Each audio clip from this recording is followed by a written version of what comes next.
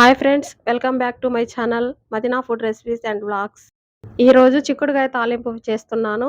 ఎలా చేయాలో చూద్దాం రండి.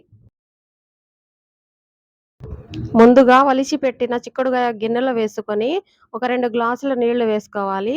నీళ్లు వేసిన తర్వాత సగం టేబుల్ స్పూన్ ఉప్పు కూడా వేసి ప్లేట్ పెట్టేసి స్టవ్ మీద పెట్టుకోవాలి. చిక్కుడుగాయలు ఒక 10 నిమిషాల్లో బాగా ఉడికిపోయాయండి. ఇప్పుడు స్టవ్ ఆఫ్ చేసి పక్కన పెట్టుకుందాం. ఇప్పుడు స్టవ్ మీద కడాయి పెట్టుకొని 3 టేబుల్ స్పూన్ల నూనె వేసుకోవాలి. నూనె వేడెక్కిన తర్వాత హాఫ్ టేబుల్ స్పూన్ తాలింపు గింజలు, అలాగే ఒక ఎర్రగడ్డ తరిగి పెట్టిన వేసి వేయించుకోవాలి.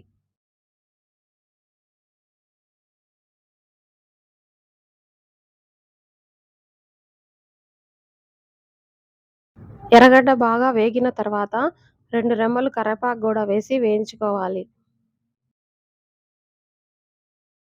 తాలింపు బాగా వేగింది. ఇప్పుడు ఉడకబెట్టిన చిక్కుడుకాయ అందులో వేసుకొని ఒక 5 నిమిషాల పాటు వేయించుకోవాలి.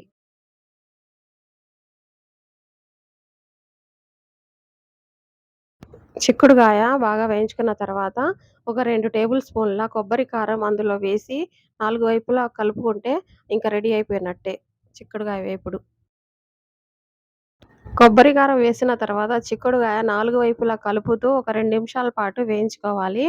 ఈ విధంగా చేసుకుంటే చాలా రుచిగా ఉండిద్ది చిక్కుడుగాయ తాలింపు అనేది. మా వీడియో చూసి మీకు నచ్చినట్లయితే ఒక లైక్ చేయండి. అలాగే షేర్, సబ్స్క్రైబ్ కూడా చేయండి.